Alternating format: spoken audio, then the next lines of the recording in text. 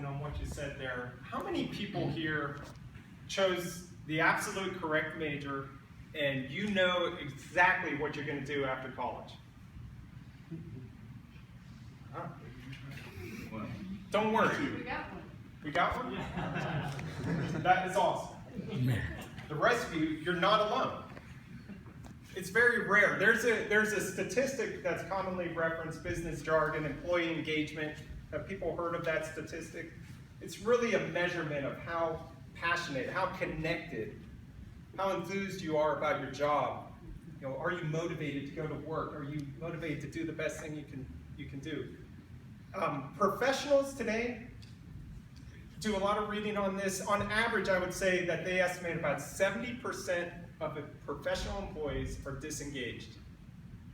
They're simply not connected. I was one of those employees. When I graduated from college, I had no idea what I was going to do. I had no intentionality whatsoever. I just wanted to make money to pay off the bills and figure it out. I grew up in Western Pennsylvania. If you know anything about that, I wanted to be a professional football player. It wasn't in the cards. But I ended up, I just took the first job I could get. I ended up in Federal Information Technology Consulting. Not a bad thing. I spent the first few years learning, like you said, picked up a lot of stuff. Did well. I started to advance early in the career. Let's fast forward 10 years, 12 years. I have a wife, 2 kids. I'm climbing the corporate ladder in Northern Virginia, Washington, D.C. area. I couldn't get home to have dinner with the family. I was stressed out of my mind. I was working 10, 12, 14-hour days. Wasn't really proud of, I professed to my wife and kids that nothing was more important. I didn't demonstrate through my actions. And one day, I'll spare you the details of the wake-up call, but one day I really woke up. And I wrote a strategic plan for myself. I wrote my own vision, my own mission. I started with my core values. Talk about what's important to you. Start there. What do you really value? What do you care about? What's important to you? It's the first time in my life I reflected on who I am as a person and who I ultimately want to be. I discovered that I really care about children. You mentioned Make-A-Wish. I'm passionate about having an impact on the self-worth of children and families, and helping other professionals not make the same mistakes, but be a part of their kids' lives. Very passionate about that. But I had advanced very well. I was doing well, making a great salary, had the house, had the kids, had everything else, and I had to deal with that tension. How do I give all that up to pursue my passion? Do I take a 50, 60, 70% pay cut and start over? I didn't do that. Instead, I took a different approach. I decided to take my passion right where I was and apply it right there. I went back to my job. I was an account manager in an information technology firm. I rewrote my job description. My boss didn't even know it.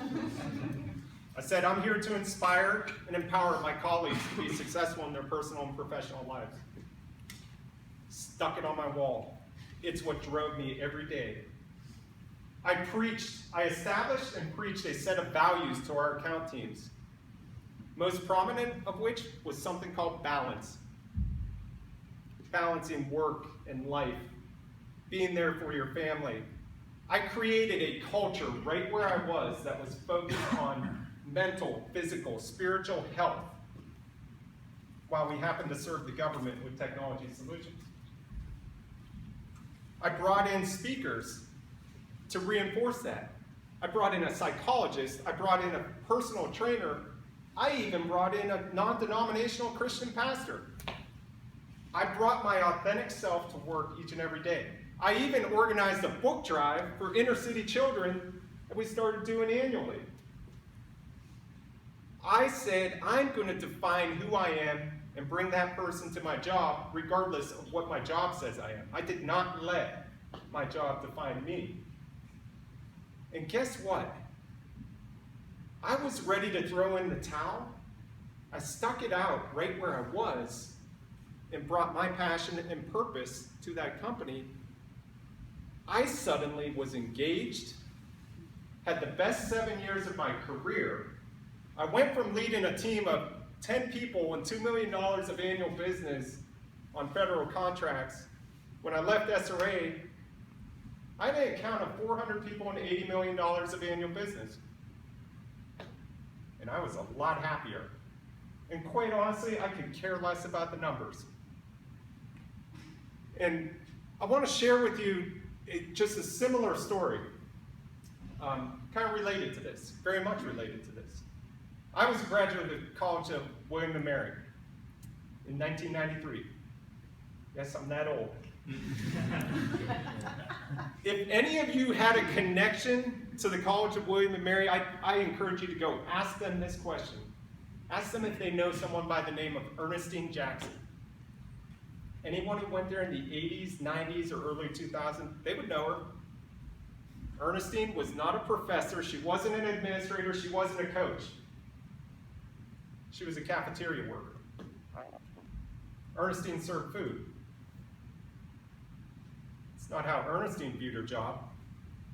Ernestine served souls.